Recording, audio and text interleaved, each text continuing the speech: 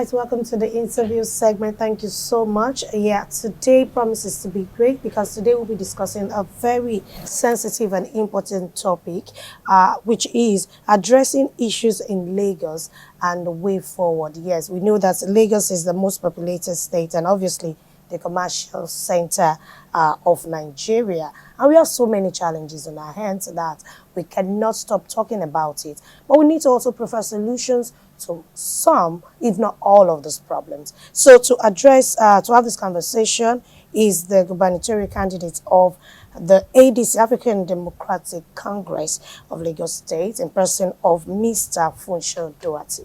So nice to have you. Thank you. It's a pleasure to be here. Yeah, thank you for having us as well. Not at all. So I'd like to kick off the conversation with your intention. Why do you want to become the next governor of Lagos State? What triggered your intention?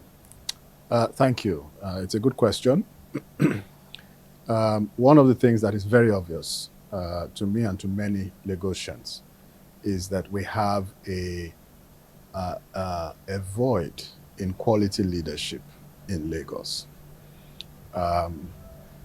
Despite the mantra of the existing government that Lagos is working, I think there is ample evidence that Lagos is operating far below its potential. As just one comprehensive indicator of this, just within the last week, the Economist Intelligence Unit released its global livability rankings for cities across the world. And out of 172 cities, Lagos was ranked 171. That is second to the worst. To the worst, yeah. Only Damascus, I think, was ranked lower. And this is a ranking that compares across 30 different criteria, compares cities in 5 groups: stability, infrastructure, health, education, and culture and environment. So it's a comprehensive report card. And when you think about Lagos, which has been under essentially one governing group for almost 25 years, if at the end of this we get a report card that says, you know, we are 171 out of 172, it tells us that we have fundamental issues if we didn't know it ourselves before. And so I and others like myself are stepping up to say we can be more. We can be a lot more than this. Lagos has vast potential. We have been given so much, and a lot is expected of us in the context of Nigeria, indeed in the context of Africa. Yeah. And we believe that those of us who have something to contribute in terms of character, in terms of competence, a track record of leading with integrity, should come to the table and offer ourselves as an option to Lagosians in the 2023 elections. Just like you said, talking about the track record, because I believe we have so many candidates, we have so many gubernatorial candidates, even outside Lagos and other states as well. But people are always particular about checking the track records. Can you please give us a sneak peek into your political background? Well, I'll give you a background, an insight into my background generally, including my leadership background and then my political antecedents. My background, I come with 30 years of experience in the private sector. I have led a number of organizations in the private sector. I have served as managing director and CEO of 3 different companies, national in scope, with staff across the country and managing assets in the hundreds of billions. These are entities that I have led, some from inception, all of which still exist and can be, and folks can go and have a look at them and discuss with those who are here, who are there, their global, their national organizations. And indeed, they're regulated entities. So even the regulators are available to provide that track record. What we believe Lagos most needs, right, is leadership. And leadership that will lead in the interest of the people in a with integrity and in a non-self-interested way. It is true that I do not have prior political experience, but we believe that this will be my first political outing in terms of partisan politics, even though I have been actively engaged in the issues of our democracy. I have been involved in each election since the onset of this democratic cycle when I returned. So it is true that I may not have the extensive political experience, but we believe that political experience is not what is needed. There's no shortage of political experience, yet we continue to see the outcomes that we do. What is missing is people who will come to the office and understand the office is a public trust and will discharge that public trust faithfully in the interest of the people, and who have shown a record of doing a similar thing in similar contexts, which I believe I bring to the table. And if we do that, then we can be sure that the actions of government will be aligned with the interests of the people. And once you have that, then you start to see the benefits across areas, whether it's infrastructure, whether it's health, whether it's education, because the decisions that are being taken are taken first by people with competence, but more importantly, are taken by people whose ultimate objective is to ensure the well-being of the people, rather than either lining their own pockets or taking care of the people that are close to them, which a lot of the time is what we have historically seen in our political space. Okay, thank you so much for that. Now let's talk about the challenges facing us in Lagos. I understand that every other state they all have their peculiar problems. Yeah. Lagos particularly is one of the largest when it comes to population now in, let's say, Africa, in Nigeria. Okay, now let's talk about the problems that we have. I know that you have the interest to become the next governor, and I know that you must have observed some of these problems, especially major problems facing us. So what are those problems you feel that you will be addressing when you become the next governor? Thank you. The problems are many. Yes, obviously. So we won't spend the whole time on this show talking about them, but Yeah. I will take them because their problems are apparent to many of us who are Lagosians. If you live in Lagos, Yeah. it's apparent. Start from, if you take quality of life indicators, if you start from infrastructure, Lagos, the infrastructure of Lagos is far from being adequate to support the activities of Lagos. Lagos is a mega city. Yeah. And you see that reflected in many ways. If you look at transportation, for example, which is one element of infrastructure, Lagos has one of the highest commute times in the world. In other words, the amount of time that people spend going to work and coming back from work is amongst the highest in the world. And there is no reason why that should be.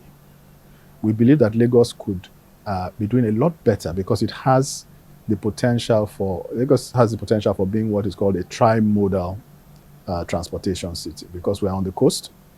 And so we can have both. We can have rail, we can have road, and we can have water transportation. If we address each of these diligently and bring effective solutions to each of these areas. And we believe that, first, there's been too much focus on the road infrastructure in Lagos. Second, even the efforts that have been put into the other areas, such as rail, for example, have been misguided, misdirected, mismanaged, such that the rail project, which, for example, we have, which is just one axis of travel, has been in the works for over a decade. There's no reason why that should be. There's no reason. If it's being run properly, given the resources that are available. Even the water infrastructure, what has been done is haphazard. We have not had a holistic, large-scale effort to ensure that at least some axes of travel are served, by the right kinds of vessels that people will have confidence in, that will take some of the load off of the road infrastructure. Then even the road infrastructure itself. We've seen quite a bit of repairing of roads, building of roads here and there. But even a big part of the problem that we have is just the law and order in the operation of even the roads that we have. So very often you see that there is chaos on the roads. that you have a 3-lane highway, 1.5 lanes may be taken up by people who are trading by, Yeah. it's not organized, it's not orderly. And the people who are on the road to enforce that order are more interested in lining their own pockets than in ensuring that people do the right thing. That way, you're not going to see the kind of progress that you want. If you don't manage the infrastructure that you have, no matter how much you build, it will never be enough. So this is just one area, transport and infrastructure. Yes. There are other areas, water, waste, etc. I would like But to if you also mention housing. Housing is one of so it. so housing is one of them, but, Yeah. but I'll get to housing. But you Okay. also have health. Health, yes. Health is a big deal. In Nigeria, in Lagos, we have a huge population. People will tell you between 20 and 30 million, depending on who you ask. A large part of which are young people. If you look at things like neonatal mortality, newborn mortality, maternal mortality, these are where we see mortality numbers, right? And a lot of it has to do with confidence in the healthcare system that people have and the kind of care that they receive in those systems. In other words, what are you delivering for the people? If people do not have faith in the systems that you are running, if people do not have, and this is based on experience, it's not because they just thought you will not do a good job, it's because people have gone to those centers and the experiences they've had in those centers have led them to believe that that is not a place where their interest is protected. And so they stay away. So if a mother has a child and that child runs a fever, if the mother does not have confidence, she will stay back maybe 2-3 days until things get worse. And children, it doesn't take a whole lot. Yeah. And by the time they go, either they don't go, or by the time they go it's late, or they take the child to maybe an unqualified medical facility, or perhaps a pharmacist or whatever. You see that reflected in the outcomes that we see. And so we think there's a lot that you can do, and we have a whole plan around how you deliver primary care that people will trust and access of their own volition, thereby reducing many of the downstream health issues that then cost a lot more to fix. Education is another.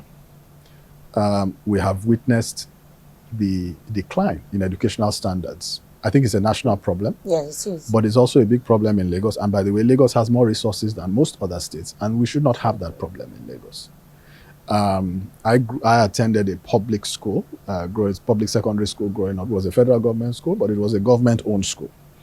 And many people today do not want to attend government schools because they believe that the quality of what you get is nobody's paying attention to ensure that the quality, because the people are not invested, their own kids are not there, they're not, and therefore they don't. So there's a whole slew of things that we can do there. Reforming the curriculum, ensuring that we understand even where we are, so even assessing the quality of what we are producing now, to even understand globally, how are we stacking up against other educational systems, right? Vocational options, to what extent are we delivering enough vocational options in a way that allows people to come out and have a range of options? So there will be those that will be going to office jobs, but there will be also those that will establish small businesses doing things that are vocational in nature. Because these are the small businesses that then employ 2, 3, 4 people, right? Which gives you a positive multiplier effect, because government cannot employ all these people. So when you support small businesses, right, in many ways, one is the vocational training, but also a program of supporting small businesses, and I can talk a little bit more about that. We have a whole sort of program on that side. What you then do is you allow these businesses to stand, to employ a few people, and that takes the burden off of government, takes the burden off of society, enable people to find livelihoods. And this is the bedrock, actually, of commercial cities like Lagos across the world. We just need to support those activities. Housing, which you talked about, is another important one. It's another area where government has to play the role that is government's role primarily to play, which is to ensure that there is an enabling framework for the providers of resources, providers of real estate, to come in and deliver housing units and housing options, which the people can then tap into. Government cannot go around and build houses for the entire state. No. But government can come in and set laws, set regulations, give guarantees, and so on to providers of capital, who will then be happy, actually, because they are looking for projects to do, to come in and provide funding and to put together facilities to create these housing units. I have run 2 pension funds, and I know that there is a lot of resources available, long-term resources to fund projects. They just need to ensure that the projects have the right frameworks, that government support is there, so that you reduce the risk and people are actually looking for ways to deploy that capital. And so, our administration will be very happy to work with these folks and ensure that we do what government should do. And if we do what government does, then the private sector will be happy to do what it needs to do. And at the end of the day, the results will be clear. Okay. Thank you so much for that. I know there are lots of problems, and just that we cannot mention them all. We have so many. But just like you pointed out, you listed out major problems that is facing us in the country. Now, there is when, take for instance, Lagos State, we make laws, but when it comes to enforcement, there's kind of issue with it. Like when the government, maybe Lagos State government, for example, Okada ban, it's been enforced in this access island. But when you go to the mainland, the grassroots level, they tend not to, the law is not really effective. So why do you think people do not really want to abide by laws made by the government? Well, okay, so it's a good question. I mean, there are many reasons why people may not want to abide by laws. But this question you've asked is actually quite a deep question. So I will address it from 2 or 3 perspectives. Okay. Sometimes, if a law you pass is unjust, it will be difficult for you to enforce it. Because where there's no justice, there cannot be peace. Yeah. That's one dimension. Now, another dimension is, and this is not about the Okada. What I'm saying here is not about the Okada ban, which, by the way, I think that it's important for security to ensure that we have that whilst we fix the issues. In the long term, we can think about, is there a role that Okadas should play, and how should they play it? How should they be regulated? How should they be monitored, etc.? We have to deal with all those things. But if we have a short-term security issue, security is a fundamental thing, and we must not compromise the security of our citizens, right? So that's important. The other reason, and this is very important in the context of Lagos, the other reason why people may not obey laws is because they look to their leaders, and their leaders do not obey the laws. So it's one thing to tell people, do something. And if you've run an organization, as I have, if you ask anybody who's run an organization of any size, people look to their leaders, what their leaders do, more than what their leaders say. So it's one thing to pass laws and all of that. But if by the actions of leadership, it is evident that those rules are not viewed as sacrosanct, even by the leaders, you're going to see the followers also taking that perspective, right? So a lot of the time, and this is fundamental for Lagos, one of the things that is a cornerstone, indeed it is foundational for our approach to governance in Lagos, and why we think actually positive change is needed in governance in Lagos, is that we believe it is important to reform the government and the civil service. In other words, the government sector and the civil service. Okay.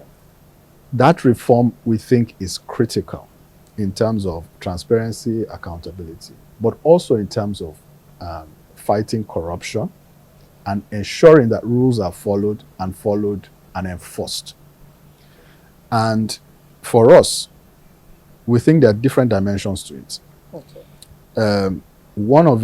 One element of it, there's the carrot element and there's the stick. So what does that mean? That means you have to give the carrot. So you have to you have to ensure that it's not only about negative consequences, but you also have to give people positive reinforcement as well. So what do I mean? If you take the civil service, we believe that the civil service, they are undercompensated, right? We believe that they are not fairly paid. And we believe that when you have that, if people are not paid a living wage, it's also a recipe for problems down the road, right? Because these are folks who are managing government agencies. They have you give them large portfolios, they have a lot of power, and you don't pay them well. And therefore, you almost create the environment that begins to breed the kind of behavior that you don't want, right? Because they will start extorting things from people and so on and so forth. They will not follow. It is complicated by the fact that the people at the top themselves can be seen to be taking actions to line their own pockets and to line the pockets of the people who are around them. And so to that extent, it is difficult for somebody who is sitting in a glass house to be throwing stones. Yeah. So as the leader, you cannot insist that people operate with integrity. If you yourself, one, are not operating with integrity, and two, you're not paying people a living wage, then at the end of the day, there's no sincerity in the system. So we think that it is important to address this from the ground up. We will reform the service. We will ensure that people are better compensated. Then we will insist on integrity, accountability, transparency, that people follow the rules. We will do the same thing as the leaders, and we will insist that people do it. And where people do not do it, there will be consequences for not doing it. This is the other problem why, to answer your question, people do not follow rules. If people do not follow rules and there are no consequences, or the consequences is that the man who came to jack you up for not following rules, all you did was to give him 500 naira and you moved on, you are going to see that behavior perpetuate itself. Human beings respond to incentives. So we will ensure that there are consequences to those actions. And it won't take very long. Because these same people, Nigerians that would say, do not follow rules, the moment they travel abroad, their behavior changes immediately. Yes. They enter those societies and they become law-abiding citizens. Yes, they abide by their rules. They abide by the rules and they follow the rules. Because the system works, there's sincerity in the system, and all of those kinds of things. So there's even an emotional commitment to follow. It's not people that people necessarily want to be bad or to break laws or what have you, but it's the circumstances in which that we've created for them as leaders. This is really deep. What would be your message? What would be your parting shot to people and solutions to all of these problems, how you tend to address them? Then your parting shots as a wrap-up. Thank you very much. My main message to people and to Lagosians in particular is that we have had 25 years, a generation of leadership by one group. We have seen the outcome. Let us not waste another generation. Let us not be those people who saw the evidence and chose not to act and then complain. 2023 is a golden opportunity, and I am glad and I'm excited by what we are seeing in terms of the interest of the people, in terms of the participation of the people, fervor of people going out to get their voters' cards. People are increasingly understanding that at the end of the day, this choice is in their hands. What do I mean by that? If you look at the last election, the current leadership of Lagos was elected with 700,000 votes in total. Lagos has 6 million registered voters as at that time. That tells you that most people stayed away. For every one person who came, 5 people stayed away. So it is the 5 that stayed away, actually, that determined the outcome of the election, not the one that came. And so people need to understand that 2023 is a golden opportunity, and I see that actually. I see that people are increasingly recognizing that. And we are saying that, they say there's one, I don't know where the origin of the say, but they say the definition of insanity is doing the same thing over and over and expecting a different result. So we need to understand that we have a golden opportunity to make a difference. We should think outside the box. What we should do is to look at all the candidates that we are presented with whether they are in the so-called big parties or the so-called smaller parties. Because this big versus small, like I told you, only 700,000 people voted for the so-called big party out of 6 million. So how big really is that big party? We have to sit down, look at the candidates that we are presented with, make a judgment personally that this is who I believe can turn us in the right direction, is sincere, has the track record we can point to. There are people we can go and talk to about these people to say that not what concerned about the name. Yes, I'm not concerned about the name of the party or what have you. You know, it's more, the party is important, yes, but more importantly is the person who is going to represent you as your governor or your senator or your House of Rep, because that's the person whose decisions you need to understand. What kind of person is that person? What decisions have they taken? Have they occupied positions of leadership? What can be said about them in those positions of leadership that they've occupied? 2023 is a golden opportunity. People should take advantage of it. Thank you so much for that. And I'll wrap up with that 2023 is a golden opportunity that we all should leverage upon. Make sure you don't just get your PVCs. I'm very sure that a lot of people have their PVCs. But when you ask people that why, hope you are voting coming elections, I'm not interested in voting. Why? My vote doesn't count. That's been on the lips of so many Nigerians. And we need to change that orientation. Absolutely. That's your vote count. Like if your vote does not count, then why the campaign? Why the... So thank you so much for your time. Thank you very much. I really appreciate every bit of our conversation. It's a pleasure. Yes, thank you so much for joining us. You've heard our guest for today saying that 2023 is a golden opportunity. We all need to rise up and take up responsibility. Make sure you vote because your votes count. And that will determine the future of this country, a new Nigeria. If you truly want to achieve that. So this is where we wrap up the interview segment. So over to you in the studio.